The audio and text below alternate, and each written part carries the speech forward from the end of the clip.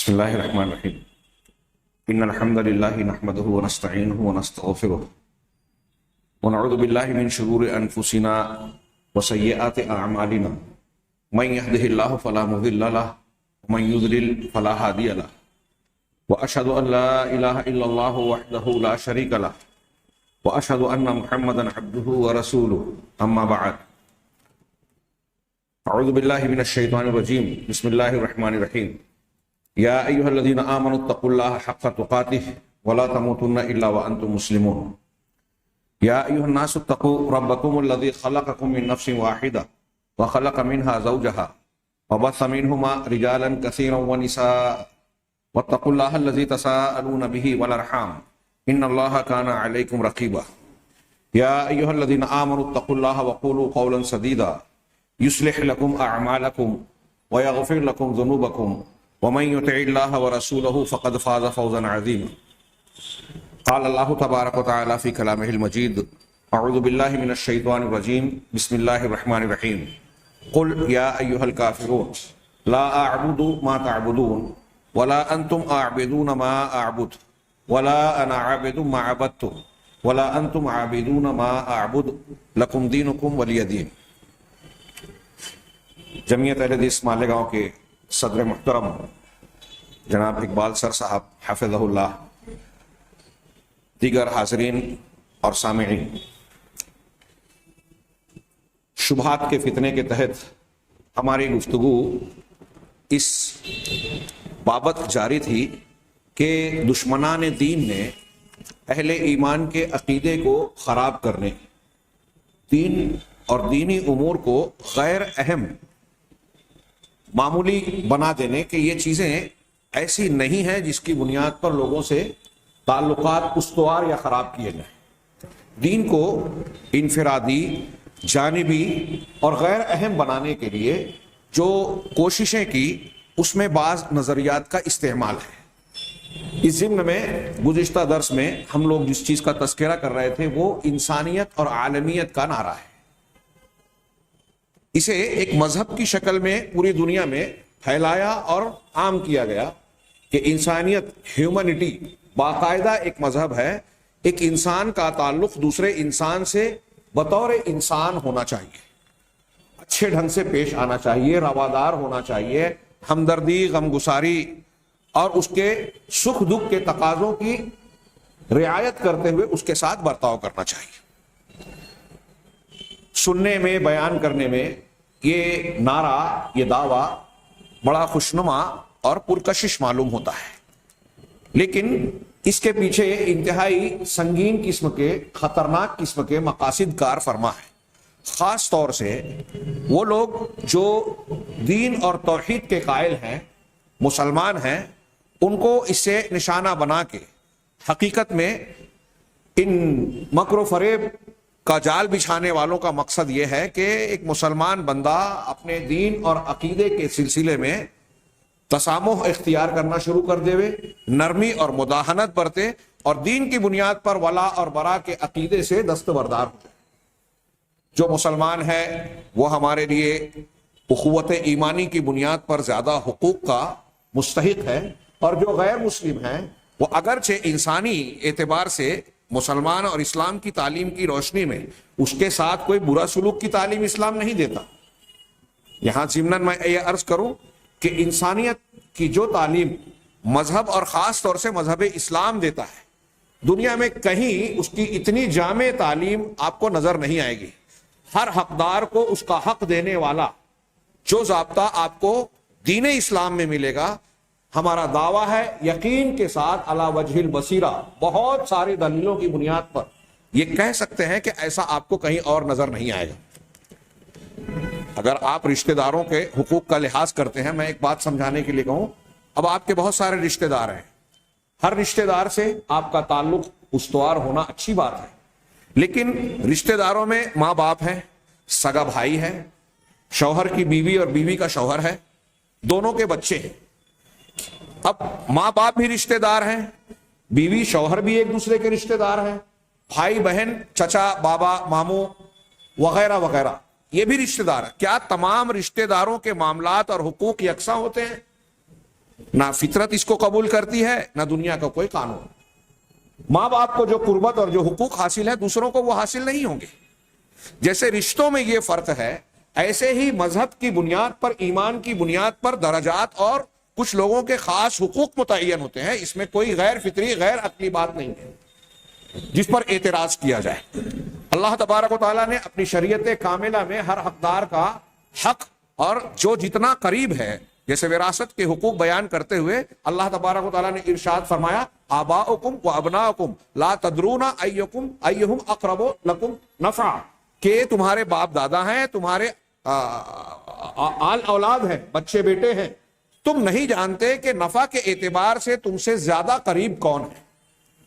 کون زیادہ قریب ہے کون زیادہ حقوق کا مستحق ہے یہ اللہ تعالیٰ خوب جانتا ہے اور اسی بنیاد پر اس نے ہر حقدار کا حق متعین کیا ہے.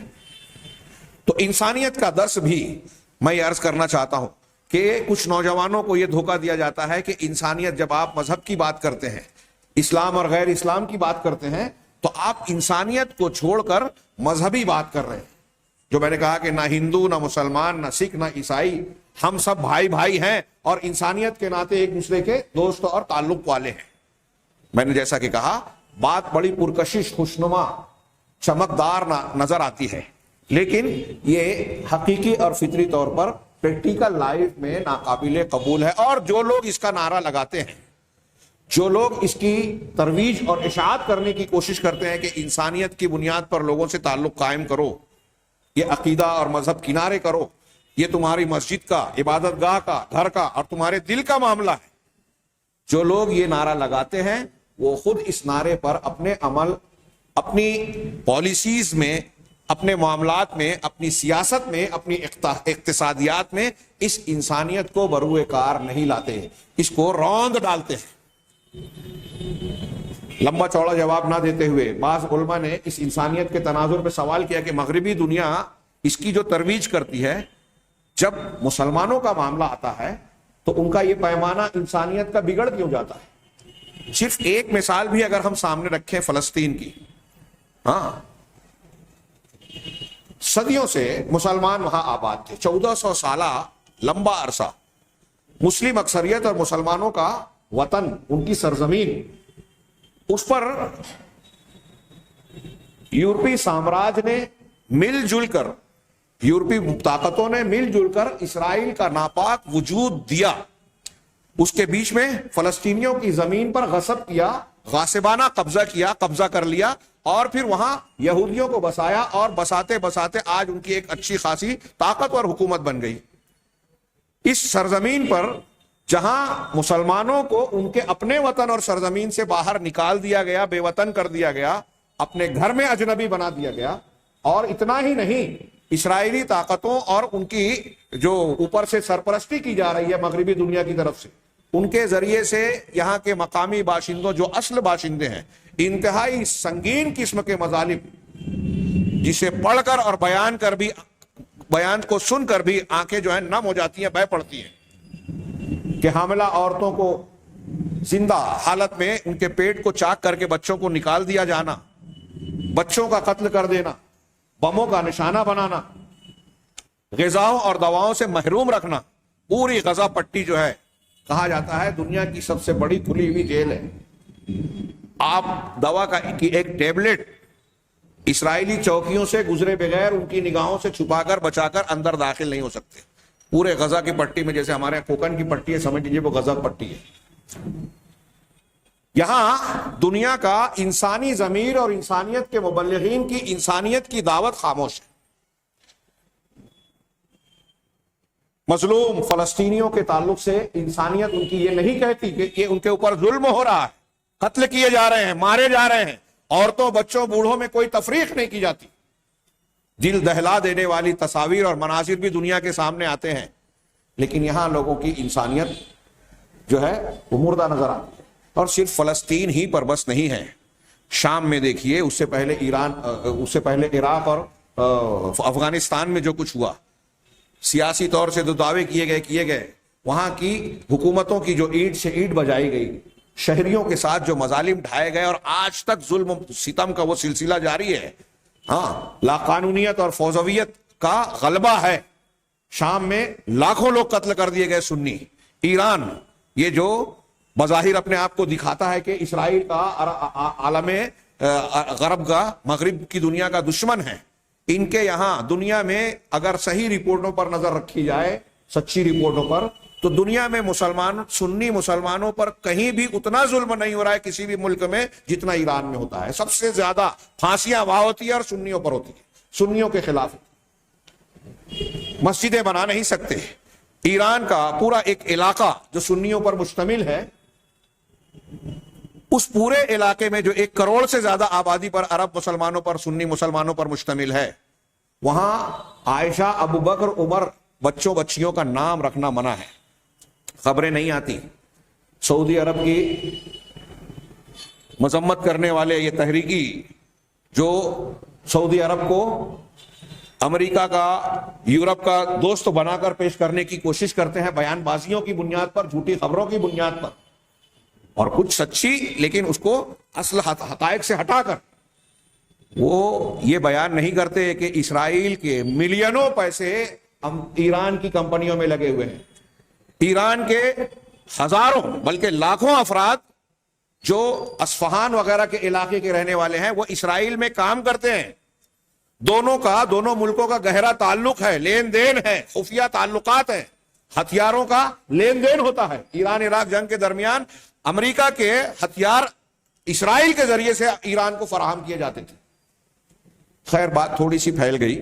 میں تمہیداً یہ عرض کرنا چاہتا تھا کہ انسانیت کا نعرہ اور دعویٰ کرنے والے لوگ خود اپنے اس دعوے پر پورے نہیں اترتے. یہ صرف اسلامی عقیدہ توحید اور ولا اور برا کو نقصان پہنچانے کے لیے, مسلمانوں کو دین سے دور کرنے کے لیے, دین کے احکامات اور بنیادوں کو غیر اہم ہماری نظر میں, آج آپ دیکھیے بہت سارے مسلمان دین کو غیر ضروری سمجھتے ہیں, عقیدے کو اہمیت نہیں دیتے. ارے کیا ان سب چیزوں میں پڑے ہیں. ہمارے یہاں بڑے بڑے دانشور لوگ اے سی روم میں بیٹھ کر یہ بولتے ہیں, بیان کرتے ہیں, کہیں بھی کوئی معاملہ ہو تو مسلمانوں کی غلطی ڈھونڈ لیتے ہیں اور کہتے ہیں کہ دنیا کہاں سے کہاں پہنچ گئی اور ہمارے مسلمان, ہمارے علماء بس انہی مسائل میں الجھے ہوئے ہیں. توحید کی بات, عقیدے کی بات, تو آپ ان کو چھوڑ کر کن چیزوں کی بات کرنا چاہتے ہیں؟ کہ اگر آپ مہنگا موبائل لے آئے تو آپ ترقی یافتہ ہیں, آپ نے کوئی نئی مشین گھر میں لے آئے تو آپ اس کو بہت اچھا انسانیت کی معراج اور بلندی سمجھتے ہیں. مشینیں, مکانات, آلات آپ نئے سے نئے خرید لیں, لیکن انسان کے دکھ درد وہی ہیں جو 1400 سال پہلے, 1000 سال پہلے حضرت آدم, حضرت نوح علیہ السلام کے زمانے سے لے کر آج تک ان میں کوئی فرق نہیں ہوا. انسان کے رشتے اور تعلقات وہی ہیں, جذبات وہی ہیں, اخلاقی اقدار وہی ہیں, روحانی معیار وہی, اس میں کوئی تبدیلی نہیں ہوئی. یہ ہو سکتا ہے کہ کل ہم جھوپڑے میں رہتے تھے, آج پکے مکانات میں رہتے ہیں. یہ ہو سکتا ہے کہ کل چراغ جلاتے تھے, آج ہم نئے کمکمے اور لائٹس وغیرہ جلاتے ہیں, نئے نئے انداز کے بلب جلاتے ہیں. یہ ہو سکتا ہے کہ ہم کل خط و کتابت کرتے تھے, آج موبائل پر میسج بھیجتے ہیں. لیکن ہمارے جذبات میں فرق نہیں ہے, ہمارے اخلاقی اقدار میں فرق نہیں ہے. لہذا جو قانون, جو اچھائی اور برائی کا ضابطہ ماضی میں تھا وہی آج بھی ہے. ایسا نہیں تھا کہ 1400 سال پہلے, 2000 سال پہلے چوری بری چیز تھی اور آج چور کو جو ہے شاباشی دے کر اس کو اچھی نگاہ سے دیکھا جاتا ہے. جھوٹ بولنے والے کو پہلے جو ہے بری نگاہ سے دیکھا جاتا تھا, آج کوئی تمغے سے نوازا جاتا ہے. ایسا نہیں ہے.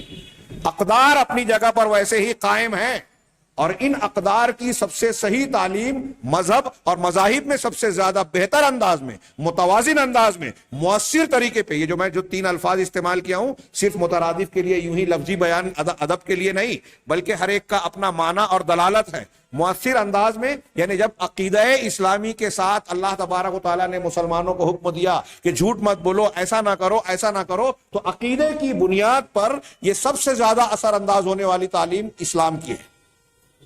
دنیا میں کون نہیں جانتا کہ جھوٹ نہیں بولنا چاہیے, کون نہیں جانتا کہ ظلم نہیں کرنا چاہیے, لیکن رکتا کون ہے؟ جس کے دل میں صحیح عقیدہ ہے, جس کے دل میں اللہ کا ڈر ہے. یہ اللہ کا ڈر اور صحیح عقیدہ کون دیتا ہے؟ قرآن اور حدیث, اللہ تبارک و تعالیٰ کا نازل کیا ہوا صحیح دین. لہذا دنیا میں اگر کوئی سب سے اہم چیز ہے, انسانیت کی تعلیم دینے والی سب سے مؤثر تعلیم دینے والا سب سے مؤثر کوئی ذریعہ ہے, تو وہ صرف اسلام اور صحیح عقیدہ ہے. جس کو شبہات کے فتنے کے ذریعے سے مجروح کرنے کی کوشش کی جاتی ہے. اگر ایک شخص پکا توحید والا نہیں ہے تو وہ اچھا انسان ہو ہی نہیں سکتا. اس کے اندر انسانیت کا یہ جو مذہب ہیومینٹی کے نام پر یہ فروغ دیا جا رہا ہے، اس کی خوبیاں جو زبان اور الفاظ کے ذریعے سے بیان کی جاتی ہے وہ بس صرف کاغذ کے اوراق پر لکھے ہوئی تحریر ہوگی، روشنائی ہوگی، پریکٹیکل لائف میں اس کا کوئی وجود نہیں ہوگا. تھوڑی بات میں نے جیسا کہ عرض کیا لمبی ہو گئی. پچھلے ہفتے میں ہماری بات ادھوری تھی کہ یہ جو انسانیت کو فروغ دے کر اس کا نعرہ لگا کر اسے عام کرنے کی کوشش کی جاتی ہے تو اس کے مقاصد کیا ہیں، اہداف کیا ہیں. تو 8 مقاصد تھے جس میں سے 6 کا پچھلے درس میں تذکرہ کیا جا چکا. میں ان کا ذکر کروں گا تو پھر وقت کم پڑ جائے گا. میں 7ویں کا ذکر کرتے کرتے میں نے کہا تھا کہ انشاءاللہ اس پر کچھ تفصیل سے ہم آئندہ ہفتہ یعنی اس درس میں گفتگو کریں گے. زیادہ تفصیل نہ بیان کرتے ہوئے ہلکی ہی تفصیل پیش کریں. یہ کہتے ہیں کہ 7واں مقصد انسانیت کے اس نعرے اور اس دعوے یا اس مذہب کو فروغ دینے کے مقاصد میں ایک مقصد یہ ہے کہ سلفی رجحان، سلفیت کا نقطہ نظر، سلفی عرب دنیا میں زیادہ سلفی کا لفظ استعمال ہوتا ہے، ہمارے یہاں بر صغیر میں اسی کے مترادف اہل حدیث مسلک استعمال ہوتا ہے. اہل حدیث مسلک، سلفی مسلک، جو کہ ان ایجنڈوں یہود نصارہ اور دشمنان دین کے جو منصوبے ہیں اور ان کے جو ایجنڈے ہیں ان کو نافذ کرنے میں اور ان کو بروئے کار لانے میں مسلمانوں میں جو طبقہ سب سے بڑی رکاوٹ ہے ان کی نظر میں. یہ جو بات یہ کہہ رہے ہیں، میں جو پیش کر رہا ہوں، یہ صرف نظریاتی طور سے ہمارا استنباط ہی ہے، ایسا نہیں ہے. ایسی رپورٹیں آ چکی ہیں سامنے کہ خود امریکی تھنک ٹینک نے جو حکومت کی طرف سے متعین کردہ دانشوران تھے، وزراء تھے، اس کے لیے خفیہ کمیٹیاں بنائی گئی کہ اسلام اور مسلمانوں کے معاملات پر اسٹڈی کی جائے، ان کے حقائق اور ان کے در و بست کو معلوم کیا جائے اور اس کی روشنی میں مسلمانوں کو ٹارگٹ کرنے اور ان کے خلاف منصوبے بنانے کی جو تخطیط ہوگی، منصوبہ بندی ہوگی، اس میں اس سے مدد لی جائے. تو ان کے دانشوروں نے پاکستان کا ایک پرچہ شائع ہوتا ہے محدث ماہانہ اور دوسرے کئی پرچوں میں یہ رپورٹیں حوالوں کے ساتھ آئی ہے امریکی رسائل اور خفیہ رپورٹوں کی کہ ان کی تھنک ٹینک کا کہنا ہے کہ مسلمانوں میں 3 طبقات ہیں، ایک لبرل ہے، ایک درمیانی ہے اور ایک ہے جس کو انہوں نے شدت پسند، بنیاد پرست اور انتہا پسند کہا. شدت پسند، بنیاد پرست امریکی دانشوروں تھنک ٹینک کے نزدیک دنیا میں سلفی مسلک کے لوگ ہیں، اہل الحدیث ہیں. ان کی اپنی تشریح میں یہ وہ لوگ ہیں جو ابو بکر صدیق اور عمر فاروق کے دین پر عمل کرنے اور اس عقیدے کو اختیار کرنے کی بات کرتے ہیں. اور ان کا یہ کہنا ہے، ان کی رپورٹوں میں یہودیوں کی بھی، نصارہ کی بھی، دوسرے عالمی طاقتوں کی جو خفیہ ایجنسیاں ہیں ان کو بھی، اور انہوں نے اب ہندوستان کی ایجنسیوں کو بھی یہ سبق پڑھایا ہے کہ اگر مسلمانوں میں کسی سے ہم کو سب سے زیادہ خطرہ ہے یا جس پر سب سے زیادہ نظر رکھنی ہے تو وہ سلفی رجحان، سلفی نقطہ نظر، اہل حدیث مسلک ہے. اللہ کے گھر میں پوری ذمہ داری کے ساتھ اسے میں بیان کر رہا ہوں. میں نے اس سے پہلے شاید تذکرہ کیا تھا کہ فلسطین کے ایک امام کو کچھ یہودیوں نے اغوا کیا، آنکھ پر پٹی باندھی اور یہود علماء کے مجلس میں لے جایا گیا اور پٹی کھولنے کے بعد جو ان کو باتیں کہی گئی اس میں انہوں نے خاص طور سے یہ کہا کہ تمہارے یہاں مسلمانوں میں جتنی بھی سرگرمیاں چل رہی ہیں ہم کو کسی سے اعتراض نہیں ہے، لیکن یہ جو سلفی فکر ہے اور یہ جو بات کرتے ہیں کہ ابو بکر صدیق اور عمر فاروق والے دین کو ہم مانیں گے، اس کو فروغ دیں گے، یہ والی دعوت اور تحریک ہم قبول نہیں کر سکتے، اسے پنپنے نہیں دیں گے، یہ ہمیں برداشت نہیں ہے، باقی سے ہم کو کوئی لینا دینا نہیں، ہم اس کی چھوٹ دیتے ہیں. محدث بنارس میں بھی اس لیے رپورٹ چھپی تھی اور بعض عربی پرچوں میں بھی، اس کا ترجمہ ہندوستانی پرچوں میں بھی شائع ہوا تھا. یہ بات اور یہ واقعہ جب ہوا اور انہوں نے آ کے بیان کیا تو علامہ ناصر الدین البانی رحمہ اللہ زندہ تھے، باقاعدہ حیات تھے. ان سے کسی نے یہ واقعہ بیان کیا تو انہوں نے کہا کیا یہ واقعہ صحیح ہے؟ تو کہا دیکھیے فلسطین کے فلاں فلاں امام کا بیان ہے، یہ ان کے ساتھ بذات خود یہ واقعہ معاملہ پیش آیا ہے. تو البانی صاحب رحمہ اللہ نے اس پر تبصرہ کیا کہ اگر یہ واقعہ درست ہے تو یہ سلفیوں کے لیے خوشخبری ہے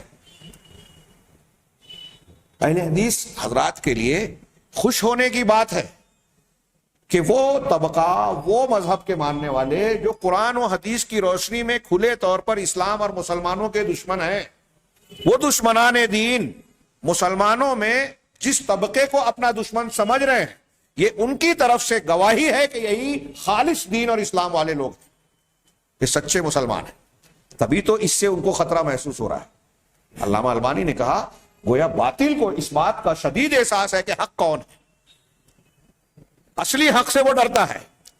لہذا میں نے اس سے پہلے بھی کہا، اور یہ بہت ننگی حقیقت ہے، کسی کو بری لگے لیکن حقیقت ہے کہ دنیا میں جتنے بھی باطل مذہب ہیں سب اسلام اور مسلمانوں کو اپنا مخالف سمجھتے ہیں۔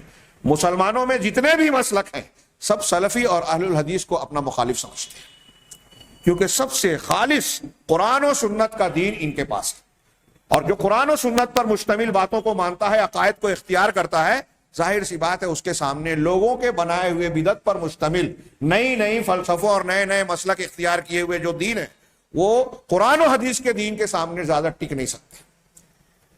یہ بالکل سیدھی سادی حقیقت ہے، کوئی مانے یا نہ مانے۔ تو بہرحال اسی بنیاد پر اس حقیقت کو مغرب کی دنیا، یہود اور نصارہ آج بہت سارے مسلمانوں سے زیادہ اچھے انداز میں جانتی ہے۔ جو میں بیان کر رہا ہوں یہ کوئی چھوٹی موٹی بات نہیں ہے، ڈھکی چھپی بات نہیں رہ گئی آج۔ یہ رپورٹیں آپ مراجعہ کر سکتے ہیں، نیٹ کا زمانہ ہے، ہاں کس کی حقیقت اور کس کی جڑ بنیاد کہاں ہے بہت آسانی سے معلوم کیا جا سکتا ہے۔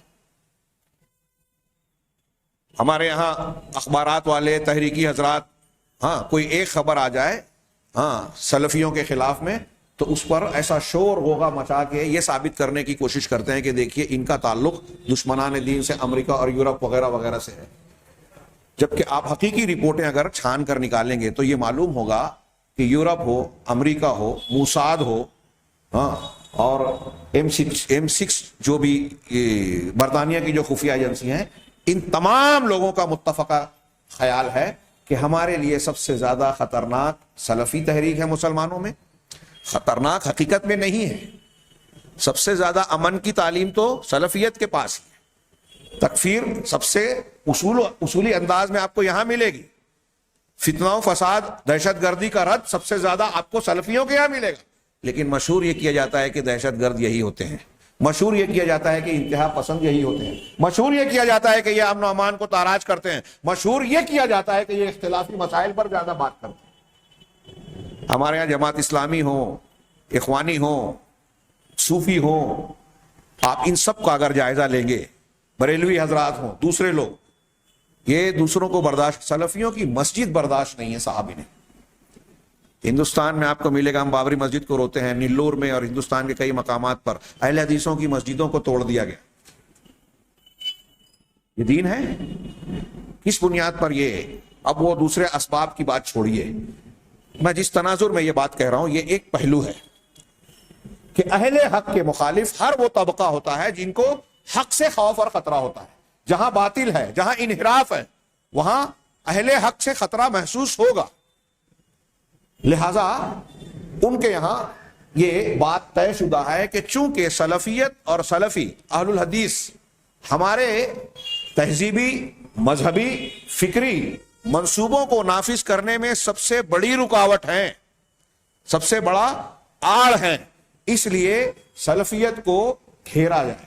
ہمارے ان گمراہ کن پروپیگنڈوں کو، جیسے یہی جو انسانیت والی بات ہو رہی ہے، ان کے مختلف نظریات ہیں، آپ دیکھیں گے کہ جو پکا اہل حدیث ہوگا، آج کل خبریں آتی ہیں کہ بعض نوجوان جو ہیں وہ قادیانیت سے متاثر ہو گئے، منکرین حدیث سے متاثر ہو گئے، جماعت المسلمین اور فلاں نئے طبقے پیدا ہوئے، مرزا محمد علی انجینئر سے متاثر ہو گئے، بولتے ہیں کہ وہ اہل الحدیث تھے۔ میرا دعویٰ ہے، میرا یقین ہے کہ جو نوجوان، وہ چاہے اہل حدیث طبقے میں رہنے والے لوگ ہوں، ایسے گمراہ کن، کچے ذہن، کچی فکر اور کچے علم والے لوگوں سے متاثر ہوتے ہیں، آپ ان کا مطالعہ کریں، جائزہ لیں، تو ایک بات بہت کھل کر سامنے آئے گی کہ وہ گھر کی وجہ سے یا کسی وجہ سے سلفیت سے منسوب ہو گئے، اپنے آپ کو اہل حدیث کچھ دن بولے، لیکن انہوں نے منہج کو, عقیدے کو سمجھا ہی نہیں ہے, ہضم کیا ہی نہیں ہے.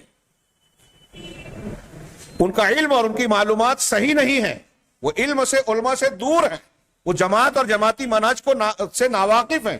یہ میرا دعویٰ ہے, پورے قوت کے ساتھ میں کہہ رہا ہوں.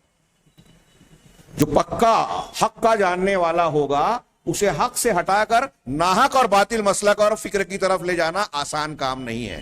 ایسا شاذ و نادر کروڑوں میں ایک آدھ واقعہ ہو. لیکن جو لوگ یہ متاثر ہو رہے ہیں وہ سن لیں, جہاں کہیں کے بھی ہوں. وہ مرزا محمد علی انجینئر سے ابھی دلیلوں کی بنیاد پر ان کی کوئی بات ایسی نہیں ہے جن کا ہم جواب نہیں دے سکتے, لیکن ایک عبوری طور پر میں کہہ رہا ہوں, آپ مانے یا نہ مانے, اس قسم کے خام خیالات والے, الٹے سیدھے فکر اور افکار والے, آدھی ادھوری تحقیق والے, جو بڑے بڑے دعوے کر کے اپنے آپ کو پیش کرتے ہیں اور موجودہ نوجوانوں کی کچھ نفسیات کو استعمال کر کے ان کو مرعوب کر دیتے ہیں, متاثر کر دیتے ہیں. ان سے جو لوگ متاثر ہوتے ہیں وہ سن لیں کہ انہوں نے مسلک اہل حدیث کو, قرآن و حدیث کی بنیاد کو, صحیح عقیدے کو, صحیح منہج کو سمجھا نہیں تھا. اگر سمجھا ہوتا تو یہ الٹی سیدھی ہواؤں سے کے تھپیڑوں سے جو ہے وہ متاثر نہیں ہوتے. اور یہ جو کچھ کیا جا رہا ہے, یہ مرزا محمد علی انجینئر صحابہ کرام کو نشانہ بناتا ہے. ایسا لگتا ہے کہ اسلام کی دعوت و تبلیغ میں سب سے زیادہ اہم موضوع یہی ہے, کربلا, صحابہ, یزید, اور پھر اس کو واسطہ بنا کر اسلام, مسلمانوں, علماء دین, صحیح مسلک سے جو ہے برگشتہ کرنے کی کوشش کی جاتی ہے. اور ہمارا نوجوان جو ہے وہ ڈفلی بجانے لگتا ہے. وجہ کیا ہے؟ یہ کوشش جو میں یہاں ایجنڈے کی شکل میں پڑھ رہا ہوں, یہ امریکہ, اسرائیل, یہود و نصارہ کا تیار کیا ہوا ایجنڈے کا حصہ ہے کہ ہمارے جو گمراہ کن عقائد, افکار, نظریات اور منصوبے ہیں, اس کو پھیلانے میں سب سے بڑی رکاوٹ سلفیت ہے. وہ سلفیت جو سلف کے اصولوں پر مضبوطی سے پکڑنے اور توحید, جو کہ اللہ کے لیے توحید کی بنیاد پر دوستی اور دشمنی کے سب سے مضبوط عقیدے پر مشتمل ہے, یہ سب سے بڑی رکاوٹ ہے. لہذا اس کو خوب اچھی طریقے سے گھیرا جائے. وَرَمْيُهُ بِشَتَّ التُّهَمْ, اور مختلف قسم کے الزامات کا اس کو ہدف بنایا جائے. یہ ان کے ایجنڈے میں ہے کہ سلفیوں پر مختلف الزام لگائے جائیں. اب وہ جب بولتے ہیں, یہودی جب بولتا ہے تو دنیا کا میڈیا بولتا ہے. اب writer, associated press, Russian agency جو میں نے بتایا کہ یہ ان کے ہاتھ میں ہے, 80% خبریں دنیا میں وہیں سے آتی ہے. جب ان کے ہاتھ میں ہیں تو وہ یہ دعویٰ کرنے میں بجا ہے کہ دنیا میں وہی چھپتا ہے جو ہم چاہتے ہیں. ہم جو نہیں چاہتے نہیں چھپتا, یہود جو چاہتے ہیں وہی چھپتا ہے. اور وہ جیسا لوگوں کو چاہتے ہیں کہ اس خبر, اس رپورٹ اور اس کی تفصیل کی روشنی میں لوگ اپنے نظریات اور فکر قائم کریں, لوگ ویسا ہی کرتے ہیں. چنانچہ دنیا کی اکثریت اسلام اور مسلمانوں کو شدت پسندی والا آج مان رہی ہے, اس لیے کہ پریس بول رہا ہے. اس میں دنیا کی اکثریت یہ کہتی ہے کہ سلفی اور اہل الحدیث بنیاد پرست ہیں, شدت پسند ہیں, یہی لوگ دہشت گرد ہوتے ہیں, جبکہ یہ بالکل جھوٹ ہے.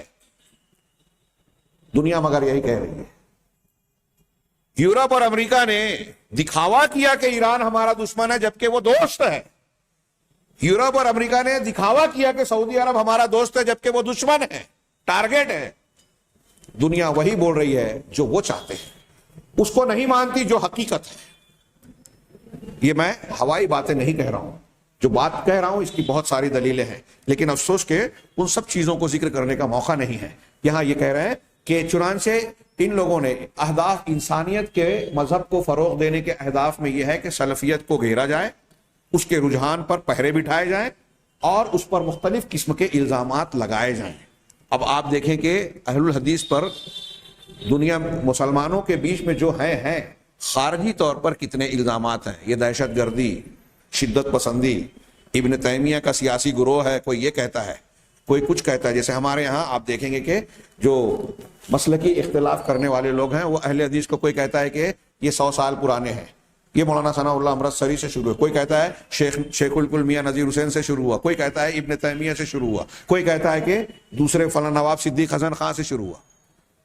عجیب عجیب باتیں کرتے ہیں, جبکہ سیدھی سمپل بات ہے کہ اہل الحدیث کہتے ہیں کہ حدیث وہ ہے جو قرآن ہے اور سنت پر مشتمل ہے. لہذا قرآن اور سنت کو ماننے والے اس دن سے ہیں جس دن سے قرآن اور سنت ہے. سب سے پرانا اور پہلا مذہب اسلام میں مسلک اہل حدیث ہے. ہندوستان میں سب سے پہلے مسلمان آنے والے بشار المقدسی نے اپنے ہندوستان کو کی تاریخ میں لکھا کہ سندھ کے علاقے کا جب دورہ اس نے کیا تو کہا کہ یہاں کے جو مسلمان ہیں وہ اہل الحدیث ہیں اور جو ذمی ہے وہ بت پرست ہے. لیکن پروپیگنڈا یہ کیا جاتا ہے یہ بات کی پیداوار ہے. ان کو انگریزوں نے اہل الحدیث کا نام دیا. اس کی حقیقت اپنے مقام پر میں نے کئی مرتبہ بیان کی ہے, اکثر لوگ جانتے ہوں گے. تو ان کو مختلف قسم کے الزامات سے نوازا جائے, متہم کیا جائے. جب ان کو الزام دیا جائے گا ارے یہ تو ایسے ہیں, یہ تو شدت پسند ہیں. ہمارے یہاں دیکھو مسلمانوں میں آپ سنیں گے کہ اہل حدیث کے بارے میں جیسے ہی تذکرہ ہوگا تو بہت سارے عام لوگ جو دیوبندی حضرات ہیں, دوسرے ہیں, وہ کہیں گے ارے یہ صحابہ کو نہیں مانتے, یہ اماموں کو برا بھلا کہتے ہیں, یہ قیاس کو نہیں مانتے, یہ ایسی چیز کو نہیں مانتے, یہ فلاں چیز کو نہیں مانتے.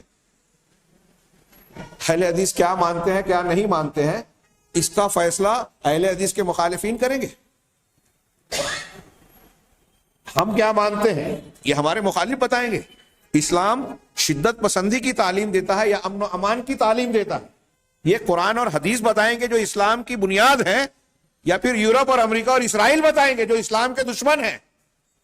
لیکن دنیا دشمنوں سے سوال کرتی ہے اسلام کے بارے میں, اس کے ذریعے سے پتہ لگاتی ہے کہ یہ کیا ہے.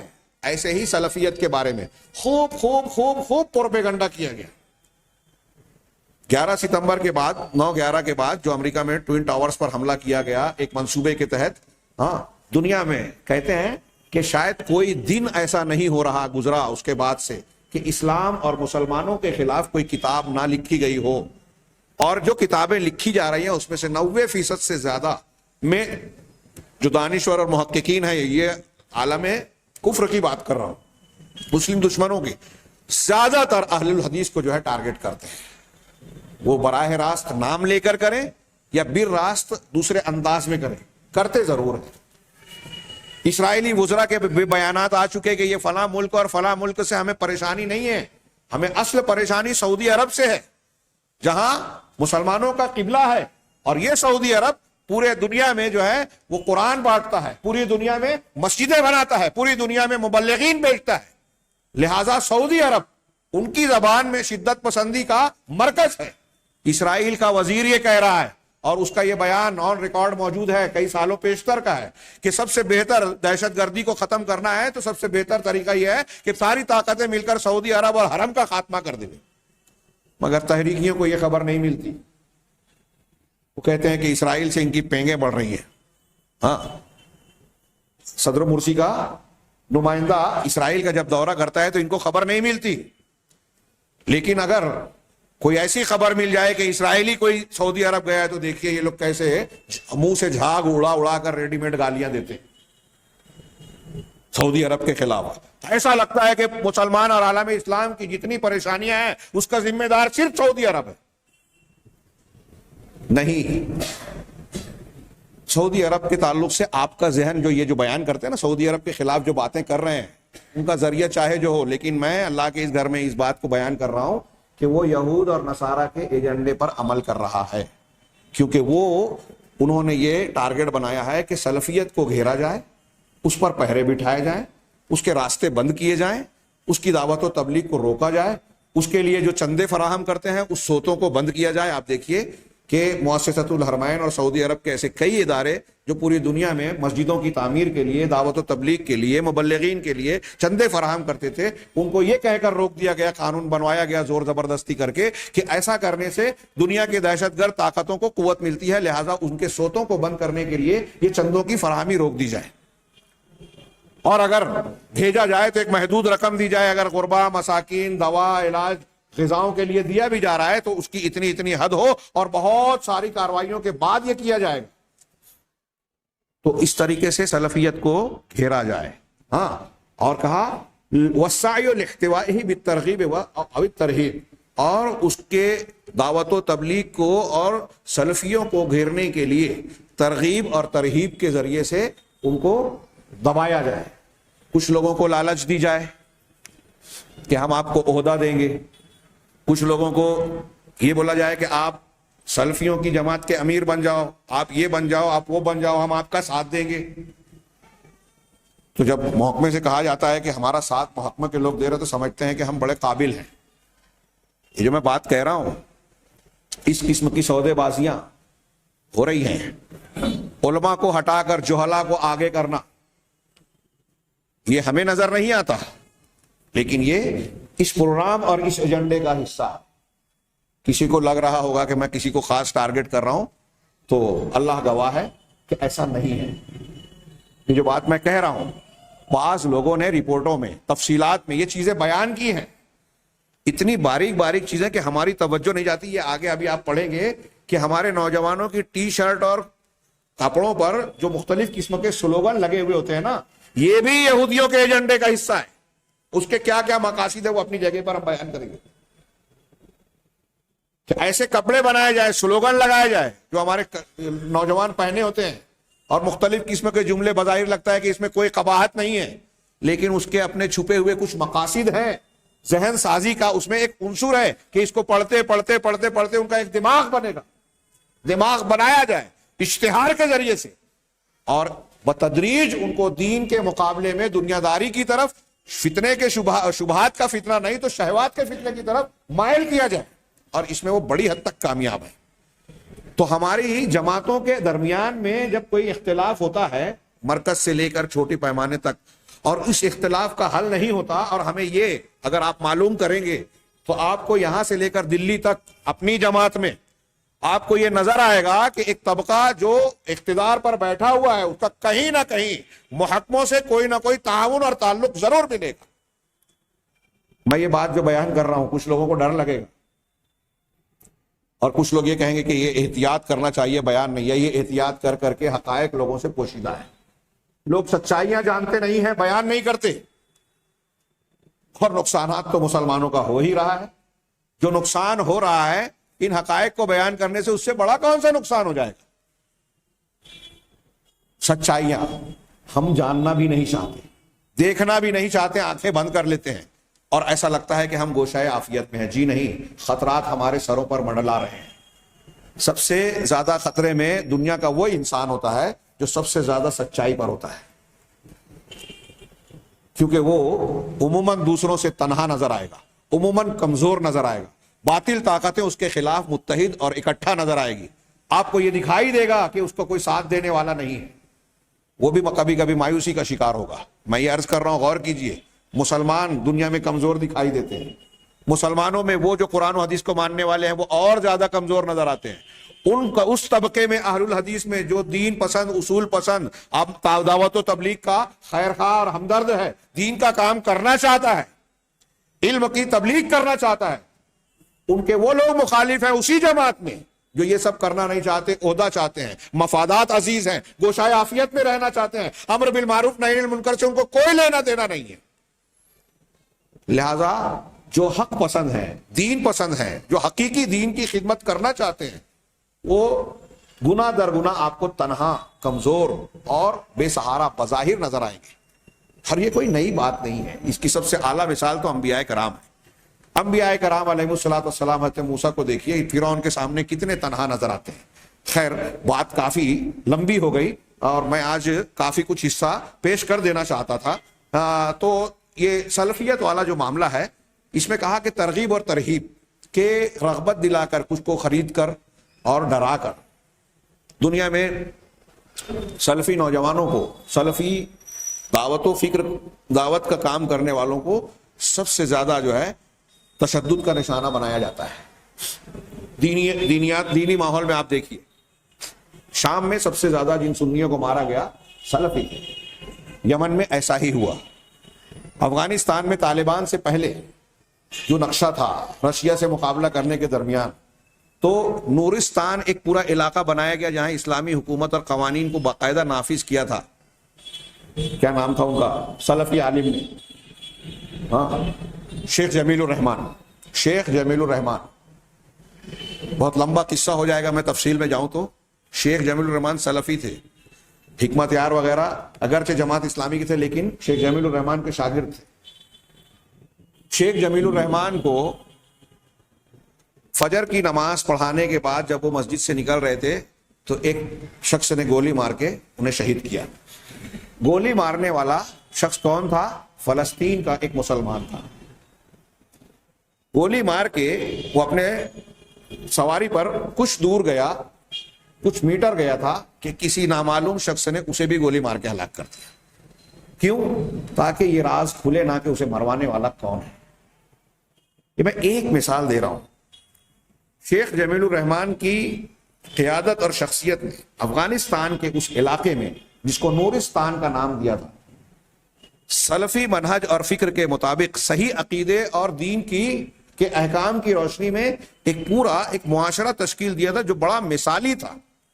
لوگوں کو یہ کھٹکا کہ اگر اس کو ہائی لائٹ کر دیا گیا تو اس کی برکتیں، اس کی خوبیاں لوگوں کے سامنے آئے گی کہ ایسے ملک میں یہ اتنی بابرکت حکومت کے درمیان حکومت چل رہی ہے. یہ تو ایک مثال ہے.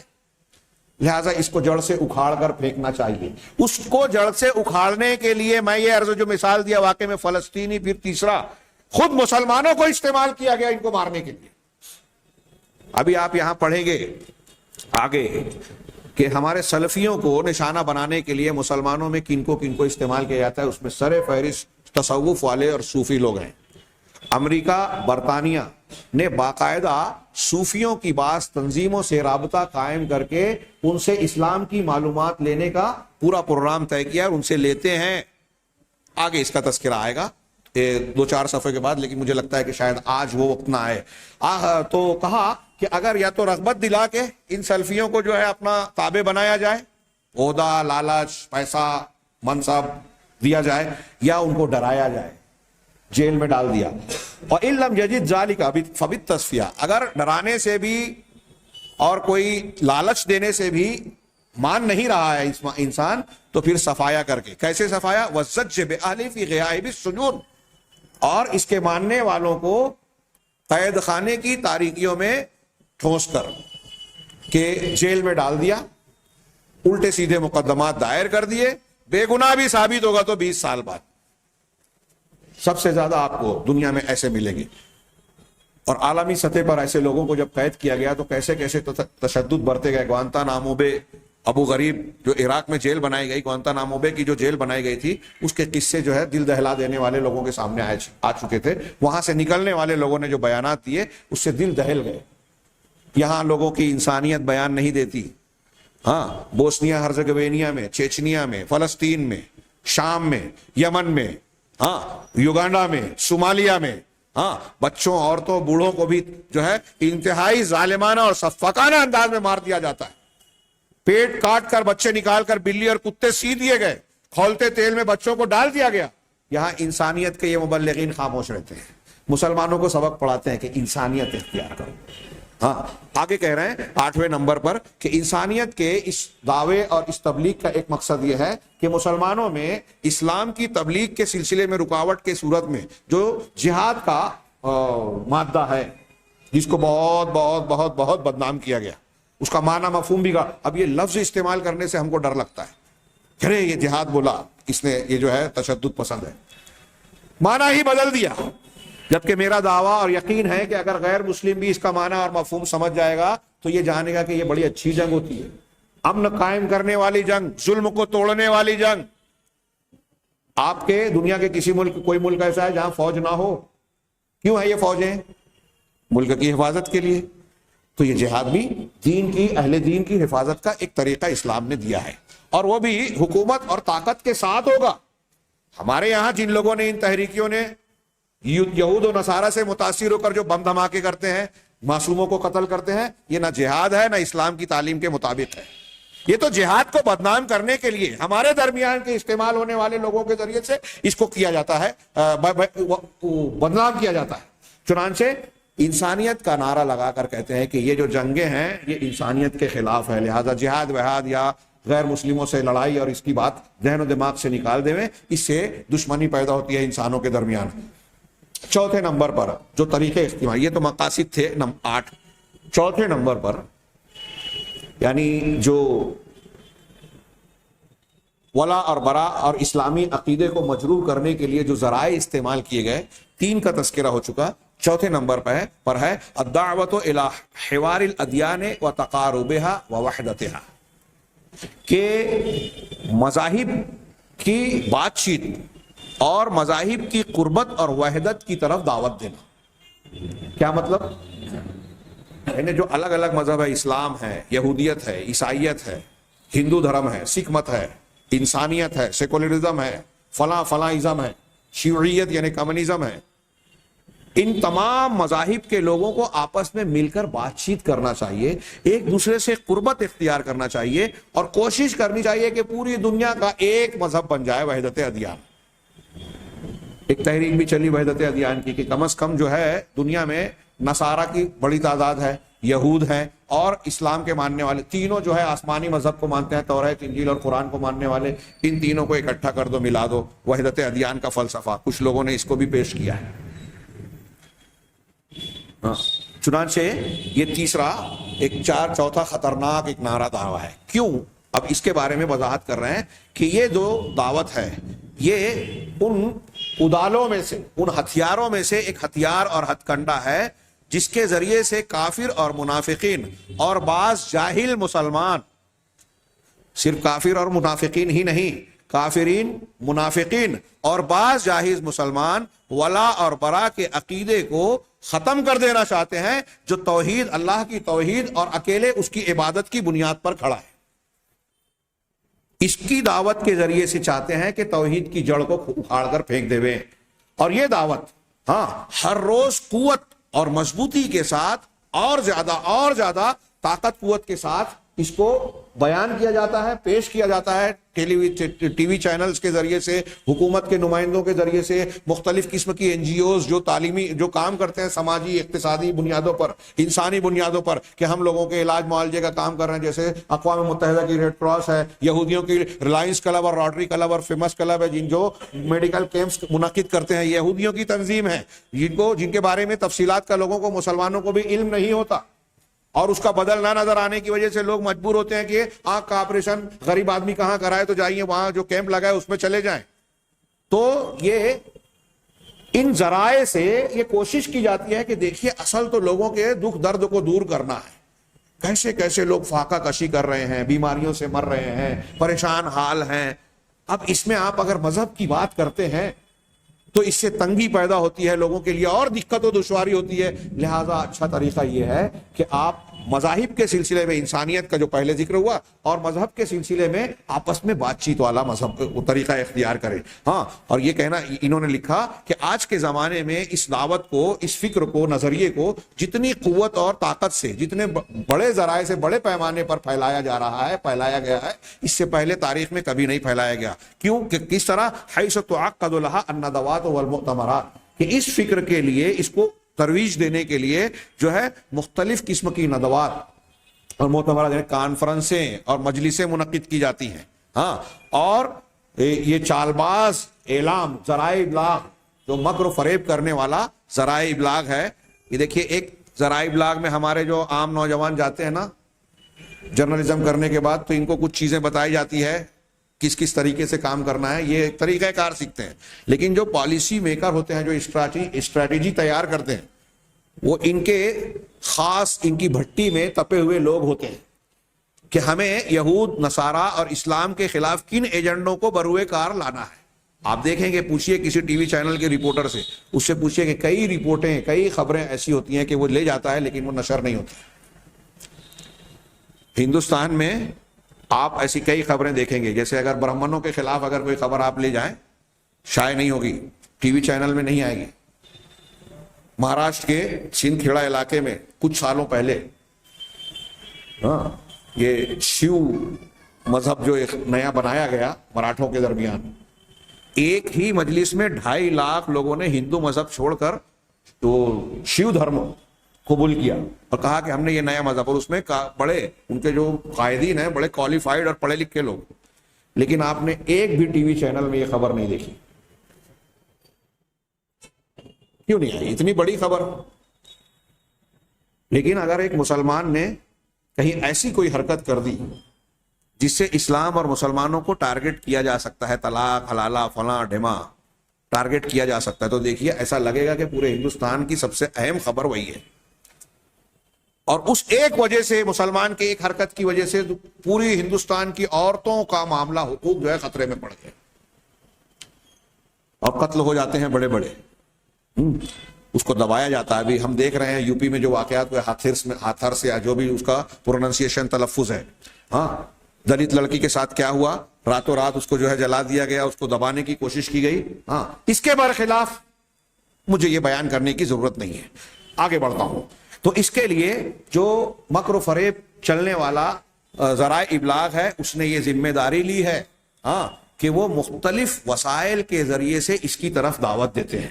اس میں فلم اداکار اور اداکاراؤں کو استعمال کیا جاتا ہے، ٹی وی چینلز کے اداکاروں کو استعمال کیا جاتا ہے، کھلاڑیوں کو، کرکٹ اور فٹ بال جس ملک میں جو کھیل مشہور ہے اس مشہور کھیل کا جو اسٹار پلیئر ہے اس کو استعمال کیا جاتا ہے کہ ہمارے فلاں چیز کا یہ نمائندہ ہے، اقوام متحدہ کی فلاں چیز کا یہ نمائندہ ہے. وہ مختلف مقامات پر جا کے بیانات اور تقریریں کرتے ہیں اور پھر گاہے بگاہے ان کے ایجنڈے کی چیزیں پیش کرتے ہیں.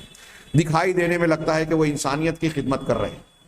مذہب کے معاملے میں جو ہے مذہب کے تعلق سے ان لوگوں کے بیانات آپ کو عام طور سے نظر آئیں گے کہ لوگوں کو مل جل کر ایک دوسرے سے بات چیت کرنی چاہیے. ہاں پھر اس دعوت کو خوبصورت بنا کر باطل شبہات کے ساتھ پیش کیا جاتا ہے. چکنی چپڑی باتوں کے ذریعے سے ایسے سوالات اٹھائے جاتے ہیں جس سے مسلمان بھی جو ہے جو ہے پریشانی میں مبتلا ہو جاتا ہے. ہاں کہ قریب ہے ان شبہات کو سننے اور دیکھنے کے بعد قریب ہے کہ جاہل مسلمان اس کی بنیاد پر اس کا شکار ہو جائے اور شکوک و شبہات میں مبتلا ہو جائے.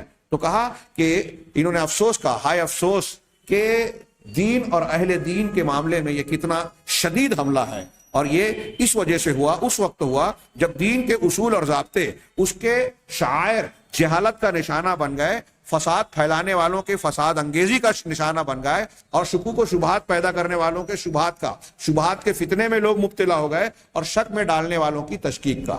یہ لوگوں کے شکوک و شبہات، دین سے دوری اور جہالت کا نتیجہ ہے کہ اس قسم کے نعرے اور دعوے آج مسلمانوں پر بھی اثر انداز ہو رہے ہیں. آپ کو میں اس کی مثال دوں آگے پیش کرتے ہوئے، دو جملہ بیان کر کے میں ایک بات کہوں گا جس سے آپ کو سمجھ میں آئے گا. وہ دعوت التقارب کہہ رہے ہیں کہ اس کیف تطرح، انہوں نے سوال اٹھایا کہ سوچئے ذرا سا کہ یہ دعوت شکوک شبہات کے عام ہونے اور جہالت کی وجہ سے پنپ رہی ہے، ورنہ یہ کیسے ممکن ہے کہ ایسی باطل فکر، باطل نظریہ اور باطل دعوت جو ہے وہ کیسے لوگوں کے درمیان پنپ سکتی ہے. یعنی توحید کی ملت جو کہ تمام رسولوں کی ملت ہے، توحید کا طریقہ، توحید کا دین، توحید کا عقیدہ جو تمام رسولوں کی مشترکہ تعلیم ہے، متفقہ تعلیم ہے، وہ اور شرک، بت پرستی اور انداد کو بنانے والے شرک کی ملت، دونوں کو اکٹھا کر دیا جائے. حقیقت تو یہ ہے کہ یہ دونوں ندی کے دو کنارے ہیں جو کبھی نہیں مل سکتے، ممکن ہی نہیں ہے. لیکن یہ دعوت کے ذریعے سے کہ سارے مذاہب کو مل جل کر ایک ٹیبل پر آ کر آپس میں اتحاد پیدا کرنا چاہیے. یہ دونوں متحد نہیں ہو سکتے اور کبھی قریب بھی نہیں ہو سکتے. اسی لیے اللہ تبارک و تعالیٰ نے ارشاد فرمایا، اللہ کے رسول سے خطاب کر کے کہا، جب کفار مکہ نے کہا کہ آپ ہمارے معبودوں کی ایک دن عبادت کریں اور ہم آپ کے معبود کی عبادت کریں گے، اس قسم کی تجویز تفسیر کی کتابوں میں ہے. جب کفار نے دی تو اللہ تبارک و تعالیٰ نے قرآن کی یہ سورہ نازل کی، سورۃ الکافرون. قل یا ایھا الکافرون، آپ کہیں کہ اے کافرو. دیکھیے کافر کہہ کے قرآن پکار رہا ہے. ہمارے یہاں کچھ لوگ دعوت دیتے ہیں کہ کافر کو کافر نہیں کہنا چاہیے. وہ خود کہہ رہے ہیں کہ میں مسلمان نہیں ہوں، تو زبردستی کہیں گے کہ مسلمان ہے؟ تو کافر ہوا جو مسلمان نہیں ہے، سیدھی سی بات ہے. اور یہ کوئی گالی نہیں ہے، کوئی برا نہیں ہے. میں نے اس سے پہلے اس کو بیان کیا. اب کافروں سے مراد آگے جو مضمون ہے وہ کافر مراد ہے جو آگے بھی مسلمان ہونے والے نہیں ہیں. لا اعبد ما تعبدون، میں عبادت نہیں کرتا اس کی جس کی تم عبادت کرتے ہو، میں کر بھی نہیں سکتا. کافروں کو خطاب کر کے تم یہ کہہ دو. اب دیکھیے، ہاں ہمارے یہاں یہ بولا جاتا ہے کہ گائے بھی گابن بیل بھی گابن، یہ بھی سچا وہ بھی سچا. آپ دیکھیں گے آل انڈیا ریڈیو سے، ٹی وی چینلوں سے، مختلف پروگراموں سے، فلموں میں، اخبارات میں مختلف مذاہب کے پیشوا کیا کہتے ہیں؟ سب دھرم سچے، سب دھرم اچھے. میں نے اس پر ایک لمبا چوڑا مضمون لکھا تھا اور کہا تھا، اس میں بیان کیا تھا کچھ عقلی اور کچھ نقلی دلیلوں کے حوالے سے کہ دنیا کا شاید یہ سب سے بڑا فریب ہے، سب سے بڑا دھوکہ ہے. یہ اپنے آپ کو تسلی دینے چاہتے ہیں باطل مذہب کے ماننے والے.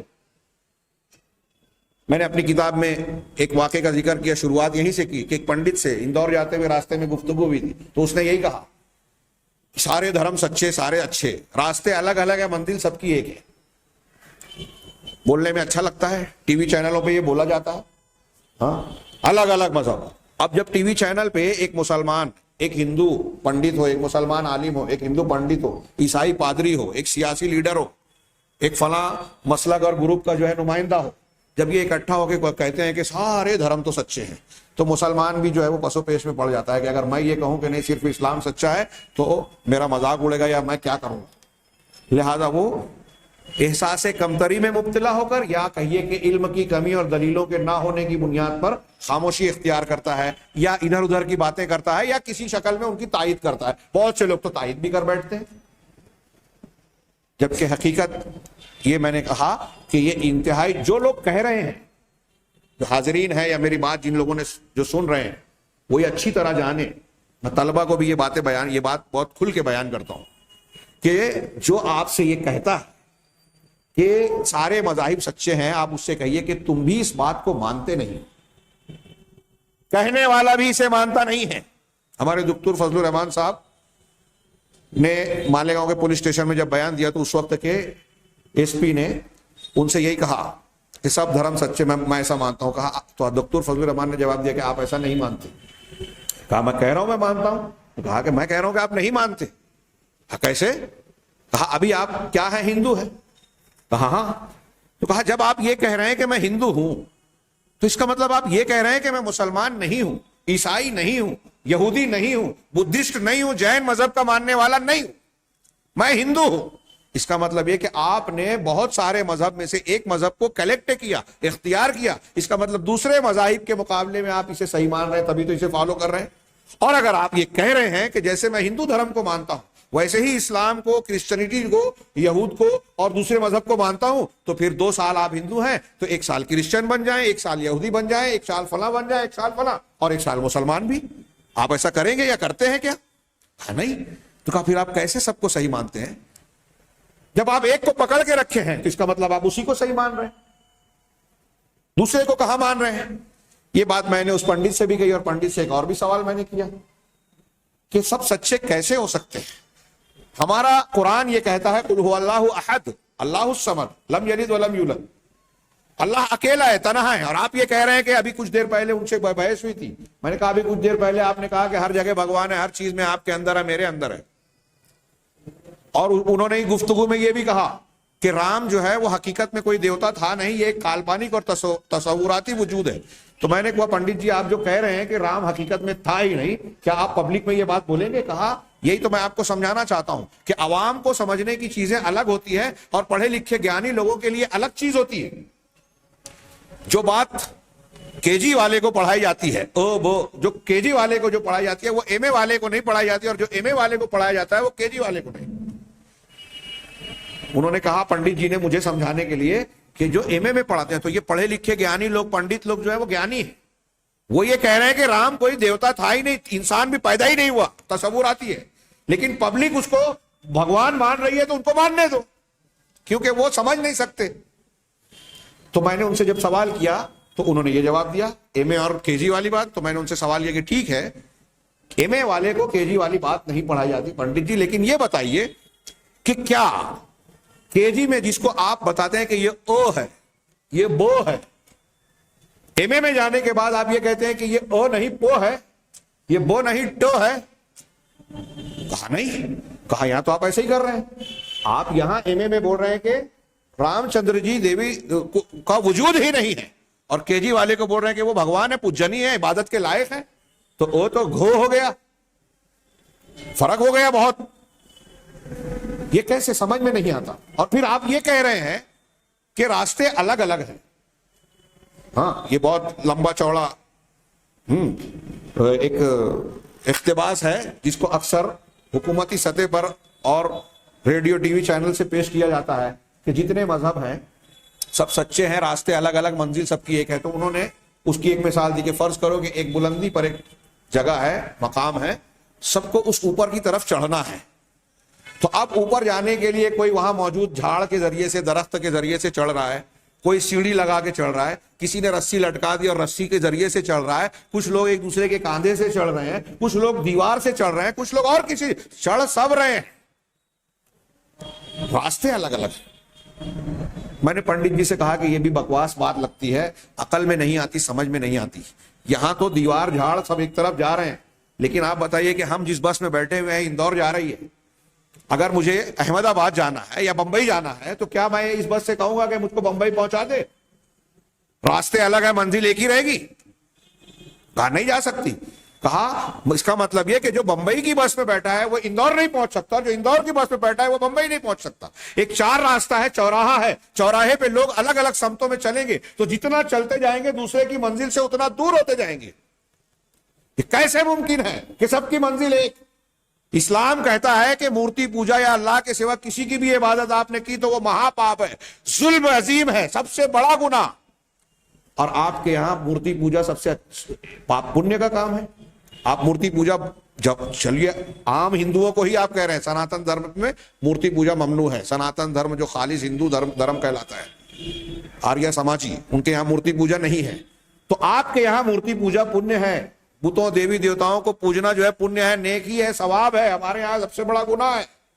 ہمارے یہاں اسلام میں قربانی کرنا اللہ کے تقرب کا ذریعہ ہے. ہم جانور ذبح کر کے قربانی کر کے اللہ کا تقرب چاہتے ہیں. آپ کہتے ہو کہ مسلمان ایسا کر کے بہت برا کام کرتا ہے. جین مذہب والے اس کی بنیاد پر مسلمانوں سے نفرت کرتے ہیں. عیسائی مذہب ایک بات کہتا ہے, ہندو مذہب اس کے خلاف کہتا ہے. عیسائی لوگ بھی گوشت کھاتے ہیں, آپ اس کو حرام قرار دیتے ہیں, برا مانتے ہیں. یہودی کھاتے ہیں, آپ برا مانتے ہیں. تو جو دو جگہ ٹکراؤ, ایک چیز ایک مذہب میں ایک دھرم میں پاپ ہے, وہی چیز دوسری جگہ پنیہ ہے. دونوں صحیح کیسے ہو سکتے ہیں؟ یہ تو دھوکہ ہے. اپنے غلط مذہب کو بچانے کے لیے یہ کہہ دیا جاتا ہے کہ صاحب سچے.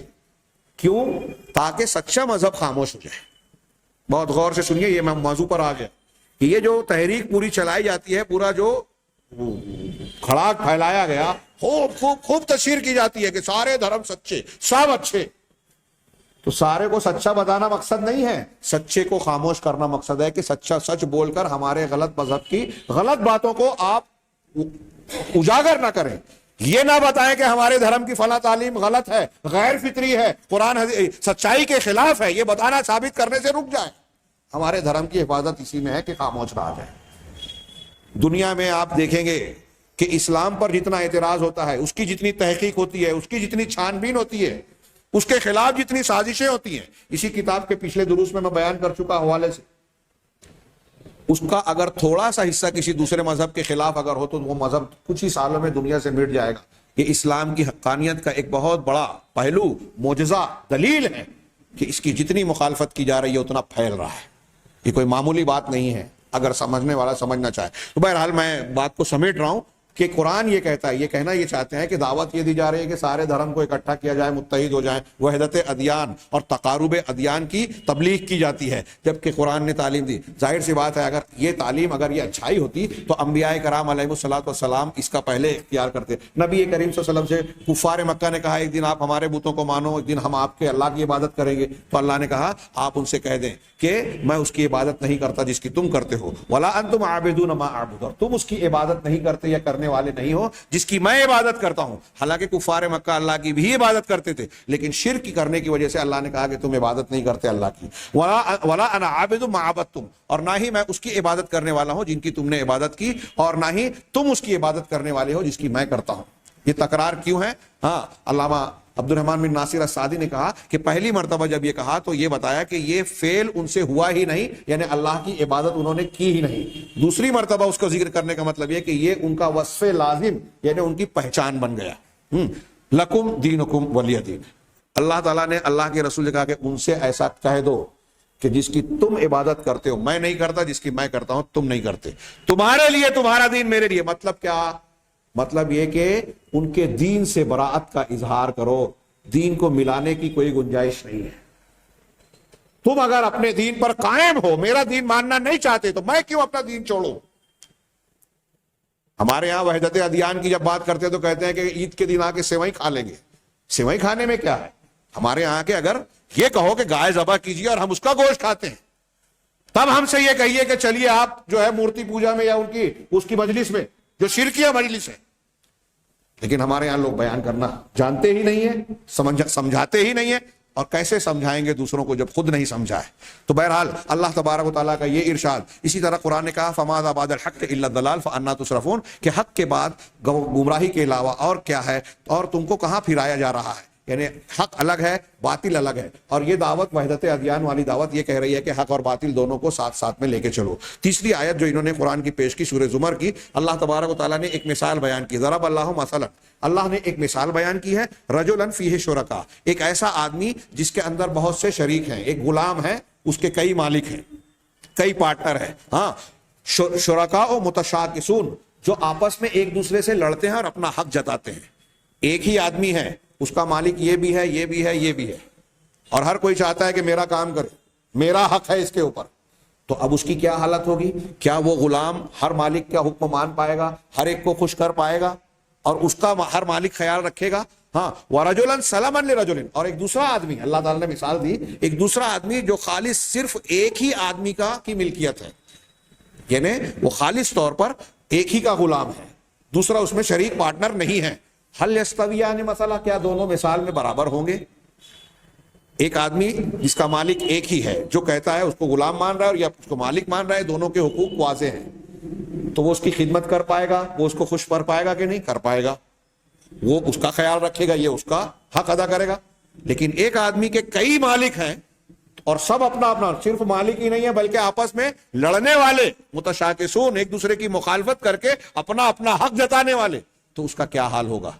تو ایسے ہی توحید پر اور شرک پر رہنے والے کی مثال ہے کہ ایک اللہ کو ماننے والا صرف اللہ کو خوش کرنا چاہے گا, صرف اس کے دین پر چلنا چاہے گا تو کامیاب ہوگا, اور کئی خداؤں کو ماننے والا, کئی معبودوں کی عبادت کرنے والا نہ سب کو خوش کر سکتا ہے, نہ سب کے تقاضوں اور حقوق کو پورا کر سکتا ہے, اور خود اس کو اپنے دل میں بھی اطمینان نہیں ہوگا, کبھی یہ جا کبھی وہ جا, مشرک کبھی ایک معاملے پر قائم نہیں رہتا. اسی وجہ سے آگے اس بات کو یہی پوری کرتے ہیں کہ کافروں کا وَلِلْكَفَرَةِ فِي طَرْحِهِمْ هَذِهِ الدَّعْوَةِ الْمَغْرِبِ أَهْدَافٌ كَثِيرَةٌ, کہ یہ جو دعوت دی جاتی ہے کہ سب سارے مذاہب کو ملا کر چلو, وحدت ادیان, آپس میں مکالمہ کرنا چاہیے, یہ جھگڑے لڑائی ختم کر دو, یہ صرف مسلمانوں کو بہلانے کے لیے بات کی جاتی ہے, اور اس کے ان کے کئی اہداف ہیں. اس میں بھی انہوں نے 6 مقاصد کا ذکر کیا ہے, اور اس کے بعد مزید تعصب وغیرہ کی بات کی ہے کہ مذہبی تعصب ختم کی جائے, اور رواداری اگلا باب ہے. لیکن یہ طے ہوا ہے کہ ہم 1 گھنٹے کا درس رکھیں گے, 1 گھنٹے سے زائد ہو چکا ہے, یہیں آج کے درس کو ہم ختم کرتے ہیں. انشاءاللہ یہ گفتگو جاری رہے گی, اور بہت ہی جیسا کہ آپ سن رہے ہیں اور اگر محسوس کریں تو یہ بڑی اہمیت کی حامل بحثیں ہیں. میں ایسا مانتا ہوں کہ اگر ان سازشوں کا, ان منصوبوں کا ہماری اگلی نسل کو, خاص طور سے نوجوانوں کو صحیح علم ہوگا, تو وہ مسلمانوں کے خلاف ان کے عقیدے اور فکر کا شکار کرنے والی جو تحریکیں اور سازشیں چل رہی ہیں ان سے بیدار ہوں گے, اور اہل حق کو اہل حق کی شکل میں پہچانیں گے. اہل باطل وہ کسی بھی قالب میں آئے ان کو فوراً پہچان جائیں گے کہ یہ اسلام اور مسلمانوں کو نقصان پہنچانے کے لیے آ رہے ہیں, جس کو آج بہت سارے لوگ نہیں پہچانتے, دشمنوں کو دوست اور دوستوں کو دشمن سمجھتے ہیں. اللہ تعالیٰ سے دعا ہے کہ وہ ہمیں حق کو حق کی شکل میں دکھائے, اس کو ماننے اور اس کی اتباع کی توفیق بخشے, اور باطل کو باطل کی شکل میں دکھائے اور اس سے بچنے کی توفیق عطا فرمائے. وآخر دعوانا ان الحمد للہ رب العالمین وصلی اللہ علی نبینا محمد.